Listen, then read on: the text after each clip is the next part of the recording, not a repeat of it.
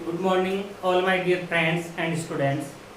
आज अपन इस वीडियो में केमिस्ट्री में जो एक आईपीसी नामकरण का टॉपिक है, जो 11th 12th में बहुत ही बेसिक चीज़ है 11th की, और 12th में भी जब आपको आईपीसी नामकरण नहीं आएगा तो मैं ये समझता हूँ कि आपको ऑर्गेनिक केमिस्ट्री में जो भी रिएक्शंस हैं वो आपको समझ में नहीं आएगी। तो अपन इस वीडियो में किस प्रकार से अपन आसान तरीके से आईपीसी नामकरण सीख सकते हैं, तो उनके ऊपर अपन डिस्कस करते हैं। तो सबसे पहले आप नाम लिखें, हेडिंग लगाएं आईपीसी नामकरण।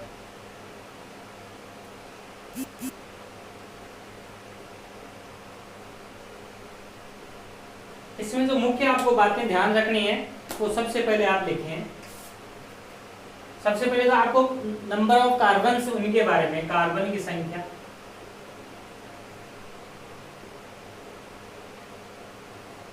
और इस साइड आप लिखें अनुलग्न।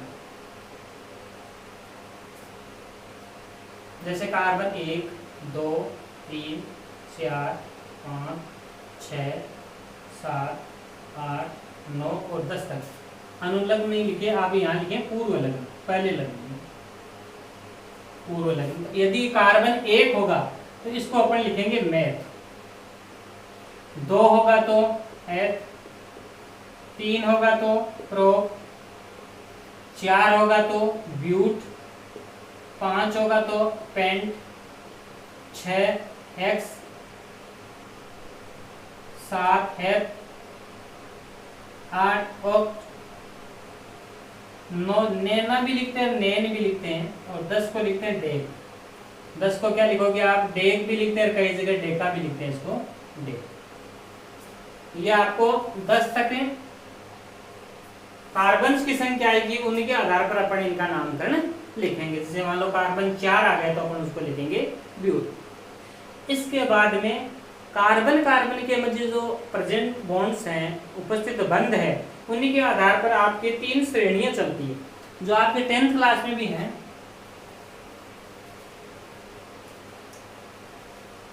तीन श्रेणियां आपकी। पहली श्रेणी है एल्केन श्रेणी,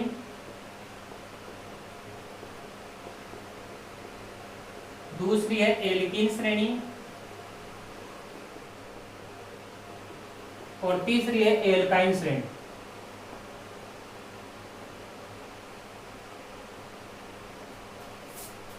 एल्कीन श्रेणी का जो सामान्य सूत्र होता है वो होता है CnH2n+2। एल्कीन श्रेणी का सामान्य सूत्र होता है CnH2n। एल्काइन श्रेणी का सामान्य सूत्र होता है CnH2n-2। यहाँ जो ये n दिख रहा है, ये नंबर ऑफ कार्बन्स, यानी n का अर्थ क्या है? यहाँ कार्बन की संख्या।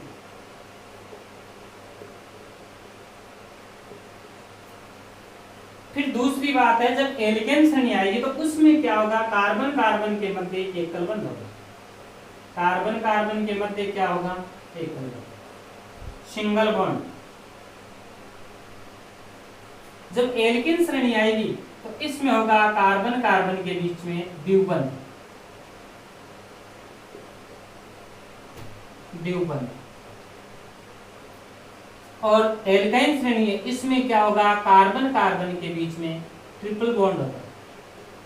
कार्बन कार्बन के मध्य ट्रिपल बॉन्ड या त्रिबंध, इसमें त्रिबंध होगा, इसमें द्विबंध, और इसमें होगा सिंगल बॉन्ड।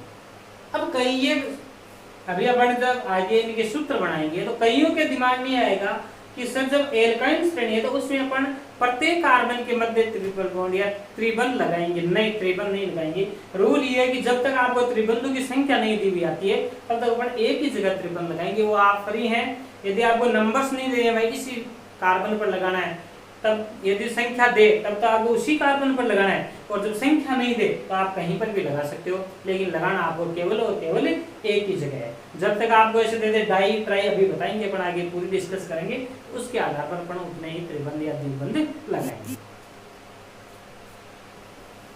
वीडियो को आप पॉज करके इन चीजों को आराम से उतार लें।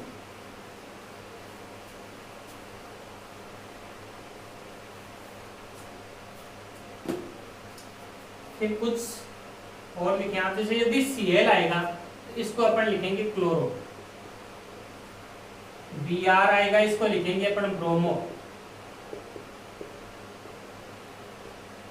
I को लिखेंगे आयोडो। ये आपके हेलोजन से मुख्य रूप से जुड़ने लायक है, वही बता रहा हूं मैं। ऐसे तो और भी हेलोजन है, लेकिन जो आपको मुख्य रूप से काम में आने वाली ज्यादा सिचुएशन है वो इन्हीं में से, जैसे क्लोरीन भी रह गया, फ्लोरो, उनको मैं आपको लिखा है। ये आगे अब लिखेंगे बड़े क्रियात्मक समूह है।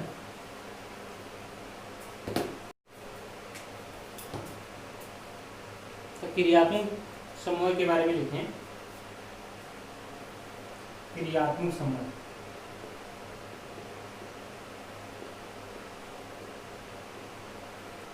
क्रियात्मक समूह में सबसे पहले आएगा OH, जिसको एल्कोहल कहते हैं, और इसका जो अनुलग्न आएगा वो आएगा ओल। दूसरा है C, ये इसका संरचनात्मक सूत्र है, कार्बोक्सिलिक एसिड है, और इसको शॉर्ट में हम COOH से लिखते हैं। ये आ गया कार्बोक्सिलिक एसिड या कार्बोक्सिलिक अम्ल, कार्बोक्सिलिक अम्ल।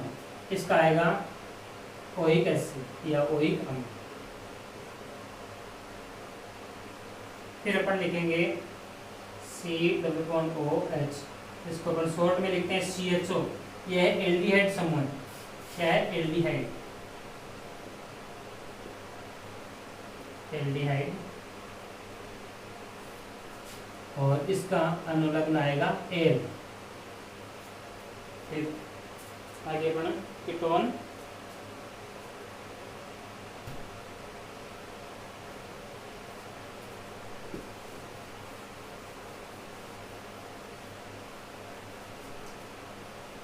अगला क्रियात्मक समूह है कीटोन का C+O, से कीटोन कहते हैं, और कीटोन का जो अनुलग्न आएगा वो होगा और। फिर लगभग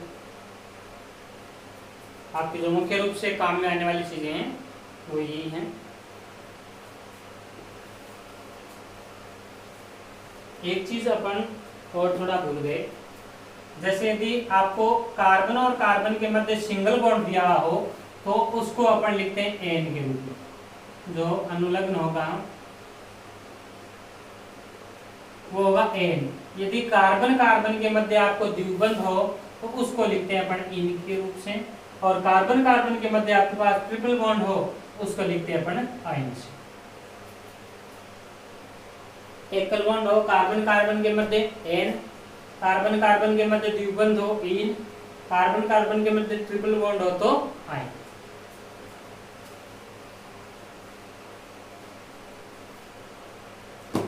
फिर जैसे आपने 10th क्लास में पढ़ा मेथेन का सूत्र बनाना, इसको अपन दो भागों में तोड़ते हैं, meth plus ane, meth plus ane. Meth का मतलब कार्बन एक और एन का मतलब इनके बीच में एक कार्बन, इसमें कितने हाइड्रोजन होंगे जो लोग 4। इसका सूत्र हो गया CH4। इसको तो अपन कहते हैं मेथेन। जब आप इसमें से एक हाइड्रोजन किसी अन्य समूह द्वारा प्रतिस्थापित हो जाएगा तो इसका सूत्र हो जाएगा CH3 और इसको कहेंगे मेथिल। ऐसे यदि और कार्बन एक हटेगा तो इसको कहेंगे मेथेन। ऐसे ही अपने पास एथेन का सूत्र है CH3। यह एथेन का रासायनिक सूत्र है। इसमें से जब आप एक हाइड्रोजन बाहर निकालोगे तो ये हो जाएगा CH2 CH3, इसको कहेंगे बट एथिल, और इसको शॉर्ट रूप में C2H5 भी कह सकते हैं। देखो कार्बन एक एक 2 हो गए, हाइड्रोजन कितने हो गए 2 और 3 5।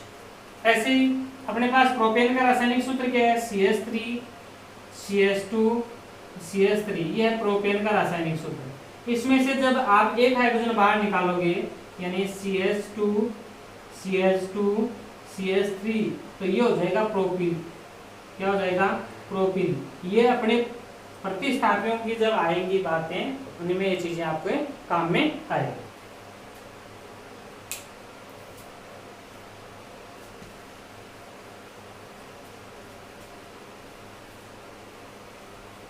अब अपन किसी भी सूत्र का जब नामकरण करेंगे, आईपीसी नामकरण लिखेंगे, तो उन पर मुख्य जो बातें हैं, रूल्स हैं, उनका मैं आपको 2-4 बातें बताता हूँ।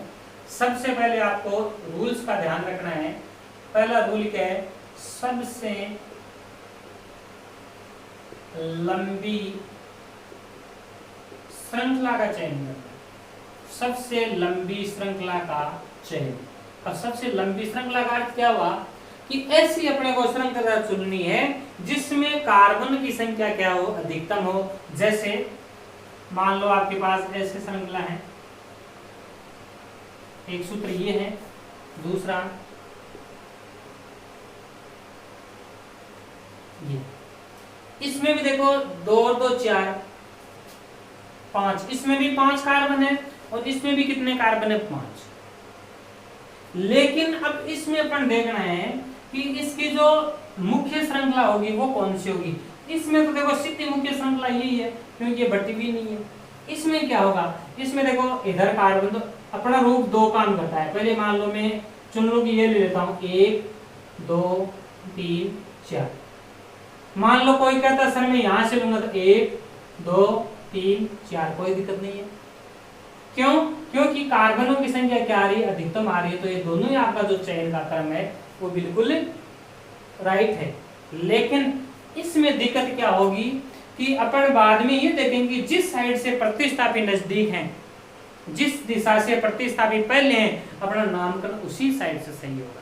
अन्यथा वो आपका नामकरण क्या है? गलत है। तो अपने देखो ये प्रतिस्थापी का अर्थ है कि कार्बन से अन्य कोई संकलित रूप में जुड़ा हो जो मुख्य श्रृंखला में। अब जैसे मुख्य श्रृंखला आपने ये ले ली,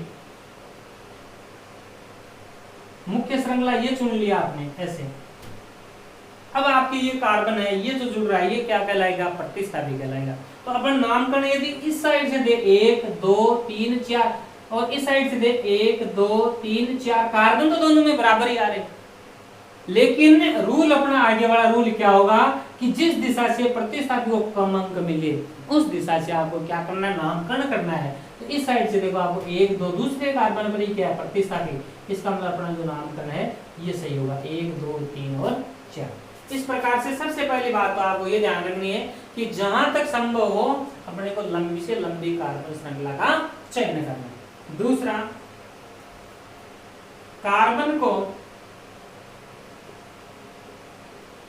कार्बन का नामकरण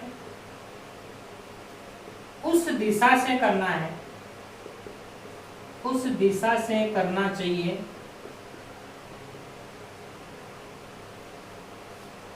जिसमें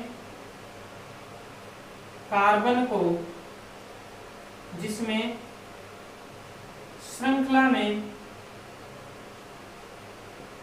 प्रतिस्थापियों को कम अंक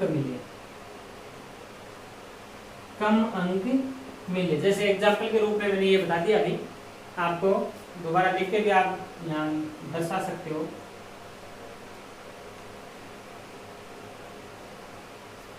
तो इधर से दोगे आप 1 2 3 4, ये तो आपका क्या है? गलत नामकरण है। सही नामकरण इसका क्या होगा? 1 2 3 और 4, ये क्या आपका नामकरण सही है।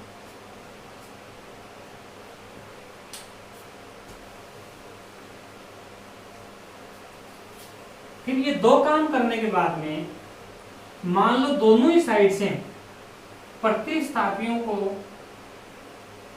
समान अंक मिल रहे हैं। तीसरा अपन लिखेंगे, जब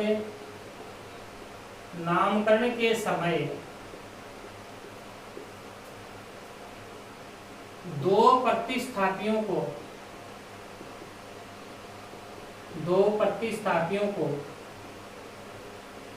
समान अंक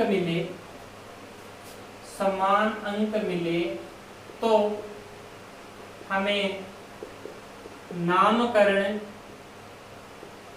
उस दिशा से करना चाहिए जिसमें प्रतिस्थापी का प्रतिस्थापियों का अंग्रेजी वर्णमाला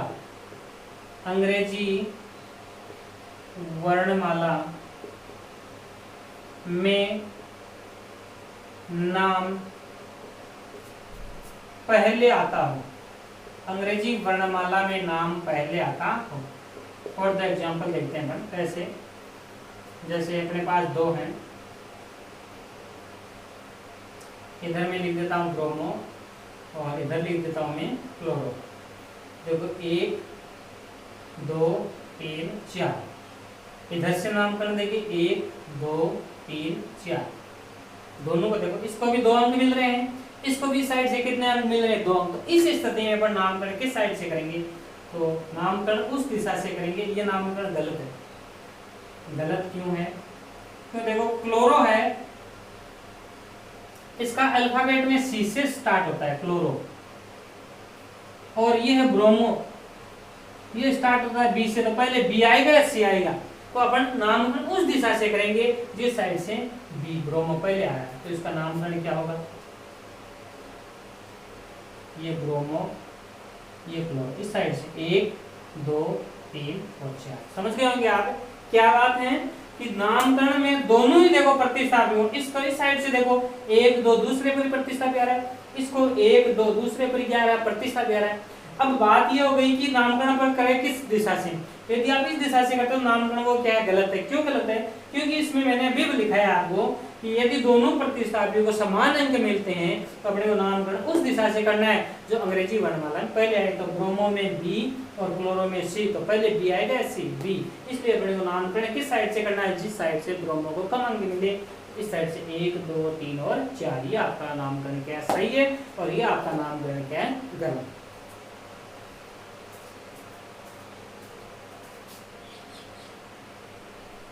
अगला लिखेंगे अपन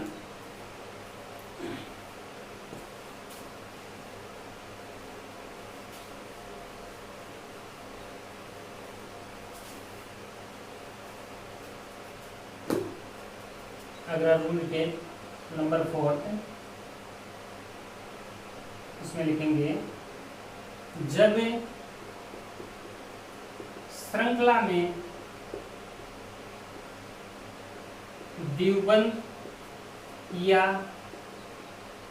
त्रिबंध उपस्थित हो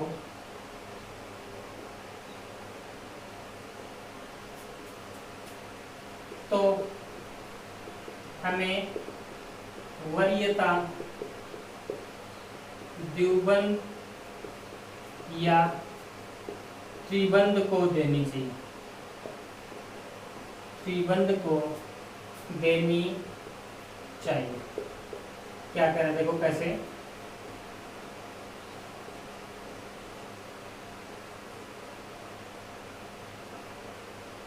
ये है, इधर मैं थोड़ा और लिख देता हूँ ये। अब इसमें अपने को नामकरण करना है, तो देखो मैं पहले करता हूँ 1 2 3 4, इधर से भी देखो 1 2 3 4 5, इधर एक कार्बन और ले लें ऐसे, 1 2 3 4 और ये हो गया 5। इस साइड से करोगे 1 2 3 4 5, इस साइड से करोगे 1 2 3 4 5, इस साइड से 1 2 3 4 5, सब में क्या है 5 5 कार्बन आ रहे हैं। लेकिन ये नामकरण गलत है। नामकरण गलत क्यों हुआ, क्योंकि मैंने ऊपर लिख रखा है कि श्रृंखला में आपको किसको वरीयता देनी है, द्विबंध या त्रिबंध उपस्थित है तो उनको वरीयता देनी है। तो अपन उस श्रृंखला का चयन करेंगे जिसमें कार्बन भी अधिक आए और द्विबंध और त्रिबंध भी आए। तो मैं इसका नामकरण किस साइड से करूंगा, इस साइड से 1 2 3 4 5, ये भी चल सकता है आपका 1 2 3 4 5, ये भी कोई दिक्कत नहीं है। तो ये जो सही नामकरण आपका ये सही नामकरण ही होगा, और ये इधर वाला है वो है गलत। समझ गए होंगे बात को कि यदि आपके श्रृंखला में या सूत्र में या फॉर्मूले में द्विबंध या त्रिबंध भी उपस्थित है तो अपन उस श्रृंखला का चयन करना है जिसमें अधिकतम कार्बन संख्या भी है और द्विबंध भी है। उस श्रृंखला को अपने को चयन करना है, और नामकरण किस साइड से करना है, जिस साइड से द्विबंध को कम अंक मिले। अब बात ये आ जाएगी, अभी प्रतिस्थापित यही थी वैसे ही कि सर द्विबंध को यदि समान अंक मिल गए बिल्कुल बात सही है। तो द्विबंध को यदि समान अंक मिल जाएंगे तो अपन फिर किसको लिखेंगे, जिस साइड से प्रतिस्थापी को, जैसे अगला लिखें, यदि द्विबंध को, यदि दो द्विबंधों को समान अंक मिले, समान अंक मिले तो हम प्रतिस्थापियों के आधार पर, प्रतिस्थापियों के आधार पर नामकरण करेंगे। कैसे, जैसे मान लो आपके पास द्विबंध दो हैं, यहाँ इसमें हो गया ब्रोमो और इधर यहाँ हो गया क्लोरो। अब इस साइड से भी देखो कार्बन पहले पर, इस साइड से पहले पर 1 2 3 4, यदि आप नामकरण ये करते हो तो ये नामकरण है गलत है। क्यों है, क्योंकि देखो द्विबंध को तो समान अंक मिल रहे हैं, लेकिन उसके बाद में अपने को दोनों प्रतिस्थापियों को देखना है। तो इसमें क्लोरो सी से स्टार्ट होगा, ब्रोमो बी से, तो पहले बी आएगा, इसलिए अपना नामकरण क्या होगा, इस साइड से होगा 1 2 3 और 4। ये सही। ये आपको बातें छोटी छोटी लग रही होगी, लेकिन ये बहुत ही बेसिक चीजें हैं जिनका आपको हमेशा ध्यान रखना है।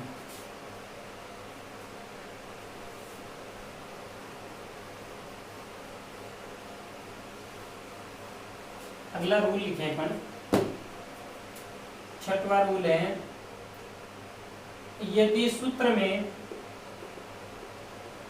क्रियात्मक समूह उपस्थित हो, क्रियात्मक समूह उपस्थित हो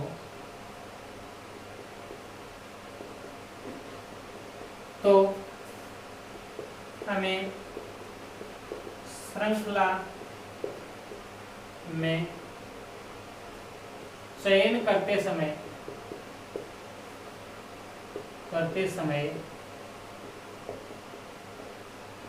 क्रियात्मक समूह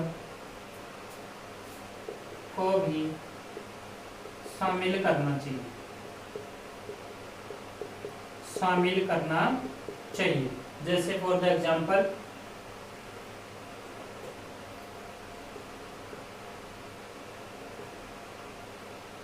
यहाँ आपके पास है COOH, ये है। अब इसमें कार्बन देखो इधर से 1 2 3 4, लेकिन ये नामकरण क्या है, गलत। गलत क्यों है, नामकरण आपको वहीं से स्टार्ट करना है जहां से आपका क्रियात्मक समूह उपस्थित। तो यहाँ से अपन नामकरण, इसका जब नामकरण करेंगे अपन यहाँ से करेंगे 1 2 3 और 4, ये आपका नामकरण क्या है, सही। इसमें फिर वही बातें आ जाएगी कि यदि दो क्रियात्मक समूह हैं, उनको समान अंक मिलता है, तो वही बात करेंगे कि जिसमें पहले वरीयता क्रम में जो पहले आएगा उसका अपन अंक कम अंक मिलेंगे, उस साइड से इसका क्या कर लेंगे, नामकरण। अब अपन कुछ फॉर्मूल्स जिनका नामकरण आईपीसी नामकरण करते हैं।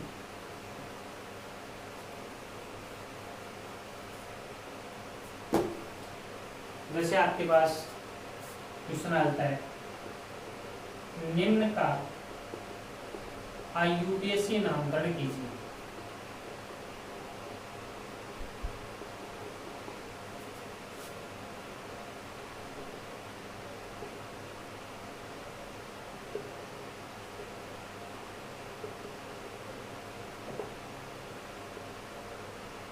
ये इस सूत्र का आपको आईपीएसी नामकरण लिखना। कैसे लिखेंगे, सबसे पहले आपको क्या करना है, इसका नामकरण करना है। तो सबसे पहले बड़ी श्रृंखला का चयन, 1 2 3 4 5, 1 2 3 4, इसमें 4 आ रहा है, 1 2 3 4, इसमें भी 4 आ रहा है। तो अपन सबसे लंबी श्रृंखला कौन सी चयन करेंगे, ये अपनी लंबी श्रृंखला का चयन। दूसरा अपना रूल है कि अपन इसका नामकरण करें वो किस दिशा से करें, इस दिशा से करें या इस दिशा से। इस दिशा से करोगे तो नामकरण क्या आपका गलत है। क्यों है, क्योंकि मैंने ये बताया कि यदि प्रतिस्थापी उपस्थित है तो अपने को नामकरण उस दिशा से करना है जिस दिशा से प्रतिस्थापी को कम अंक मिले। देखो 1 2 3 इधर से 1 2 3 बराबर अंक मिल रहे हैं, तो आपका दोनों का राइट आंसर है। यदि यहाँ मान लो इस साइड से 4 मिलते, इस साइड से 2 मिलते, तो आपको नामकरण किस साइड से करना पड़ता है, इस साइड से। तो हमेशा आपको प्रतिस्थापी को दे करके नामकरण करना है। तो अपन किधर से कर सकते हैं, 1 2 3 और 4। अब इसका अपने को क्या करना है, नामकरण करना है। तो सबसे पहले अपन प्रतिस्थापी की जो उपस्थिति है, सिचुएशन है, उसको दर्शाएंगे। तो प्रतिस्थापी क्या है, अभी मैंने बताया CH4 को अपन कहते हैं मेथेन, CH4 को क्या कहते हैं, मेथेन। इसमें से जब एक हाइड्रोजन प्रतिस्थापित हो जाएगा तो इसका सूत्र हो जाएगा CH3, इसको कहेंगे मेथिल। देखो ये रूप है प्रतिस्थापी का, मेथिल। और कौन से कार्बन, तीसरे कार्बन अपन लिखेंगे 3 मेथिल। सबसे पहले आपको प्रतिस्थापी का नामकरण का उल्लेख करना, उसके बाद में कार्बन कितने,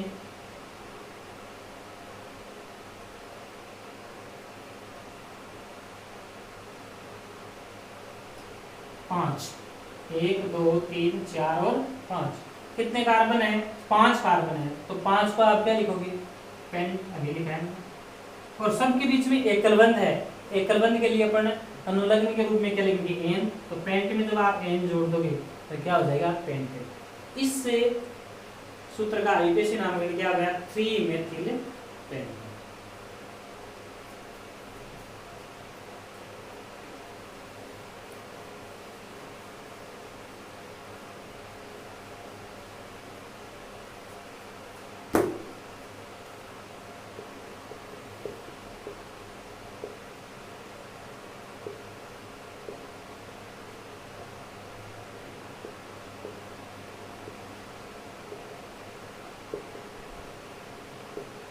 ये ध्यान रखना है, एक कार्बन है वो 4 से अधिक बंध नहीं बनाएगा।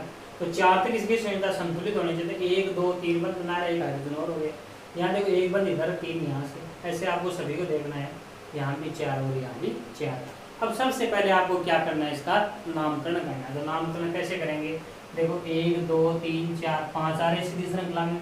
यहाँ से स्टार्ट करें, 1 2 3 4 5 आ रहे हैं।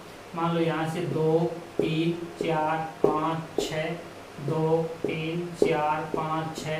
तो मैं आपको श्रृंखला ये चयन, इस श्रृंखला का क्या कर लिया, अपने चयन कर लिया। अब चयन करने के बाद में अपने को देखना कि अपन नामकरण किस दिशा से करें। तो वही बात है कि प्रतिस्थापी उपस्थित है तो प्रतिस्थापी को हमेशा कम अंक मिलने चाहिए। इस साइड से करें 1 2, दूसरे में प्रतिस्थापी है। इस साइड से देखो 2 कार्बन, तो यही आप इसका जो फॉर्मूला विस्तृत रूप करोगे तो इस प्रकार का फॉर्मूला है। ध्यान रखना, यहाँ कार्बन कितने, 2, तो 2 3 तीसरे पर है, इस साइड से 2, तो अपन इस साइड से नाम करेंगे 1 2 3 4 5 और 2 है यहाँ, तो 6। अब क्या करेंगे अपन, पहले प्रतिस्थापी का उल्लेख। और प्रतिस्थापी देखो दोनों ही मेथिल है, तो दोनों मेथिल है तो अपन दोनों का अंक एक साथ दर्शा करके लिख देंगे। तो दूसरे पर चौथे पर तो मैं लिख दूंगा 2,4 डाइमेथिल। आपको थोड़ा एक बॉक्स में ये भी लिखना पड़ेगा, समान समूह है उपस्थित होने पर, समान समूह उपस्थित होने पर यदि 2 है तो डाई, 3 है तो ट्राई, 4 है तो टेट्रा,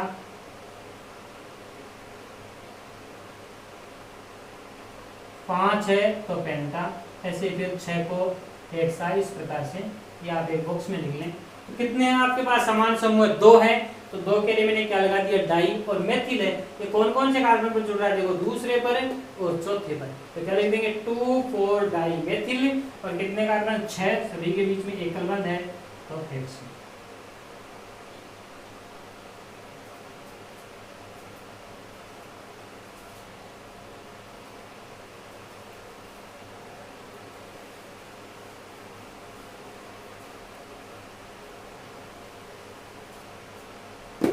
आगे अपन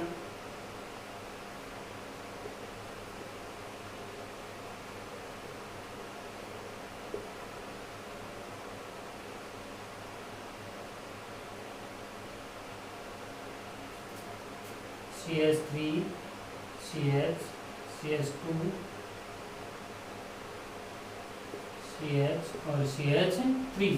अब सबसे पहले वो 2 3 4 5 6 7, 2 3 4 5 6। तो मेरे हिसाब से सबसे बड़ी संख्या ये होगी। कितने कार्बन है इसमें? 7 कार्बन है। कितने हैं? 7। अब नामकरण किस साइड से करेंगे? प्रति साइड देखो, इधर भी CH3 मेथिल समूह है, इधर भी मेथिल समूह है। तो देखो 2 3, इधर से 2 3 का आखिरी हो, इधर से भी कर सकते हो।